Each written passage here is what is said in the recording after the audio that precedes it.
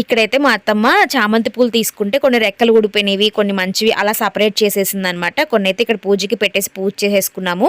ESL అంటే మా husband వాళ్ళ ఆఫీస్‌లో ఇలా వినాయక స్వామి గుడి, అలాగే పార్వతీదేవి, సుబ్రహ్మణ్య స్వామి ఉంటారండి. అంతకుముందు ఒకసారి మా హస్బెండ్ అనుకున్నారంట. సో, అందువల్ల ఇక్కడికైతే వచ్చాము. మా అత్తమ్మ హెల్త్ చెకప్ అప్పుడు అనుకున్నారట. సో, అందువల్ల కొబ్బరికాయ కొట్టడానికైతే వచ్చేసామనమాట. మొత్తానికి కొట్టేసామండి ముగ్గురికి కూడాను. ఇక్కడ సుబ్రహ్మణ్య స్వామి చుట్టూ తిరుగుతూ ఉన్నాననమాట. అంటే పార్వతీదేవి, వినాయక స్వామి, నవగ్రహాలు, సుబ్రహ్మణ్య స్వామి ఎక్కువగా అంటే ఎక్కువ కూడా అండి బెంగుళూరులో శివుని టెంపుల్స్ ఎక్కువగా ఉంటాయి. శివభక్తులు ఎక్కువగా మాకు కనిపిస్తూ ఉంటారనమాట ఎక్కువగా. సో, ఇక్కడైతే చుట్టూ తిరుగుతూ ఉన్నాము. మనకు పుట్ట రూపంలో ఎక్కువగా ఉండదు కాబట్టి ఇలానే కనిపిస్తూ ఉంటాయి. సో, ఇక్కడ తిరుగుతూ ఉన్నామనమాట. అలాగే ఫైనల్‌గా తిరిగేసి కొబ్బరికాయ అనేది కొట్టేసుకున్నాము సుబ్రహ్మణ్యేశ్వర స్వామికి. సో, అక్కడే ఇలా ఒక చెట్టు అయితే ఉందండి పెద్దది. ఆ గుడి దగ్గరే అనమాట. అత్తికాయలంట ఇవైతే. సో, మా అత్తమ్మ అయితే వీటిని మంచిగా వాష్ చేసుకొని పచ్చడి చేసుకుంటాడు అని చెప్పిందనమాట. బట్ నేనైతే ఫస్ట్ టైం విన్నాను. మీకు తెలుసా లేదని కామెంట్ చేయండి.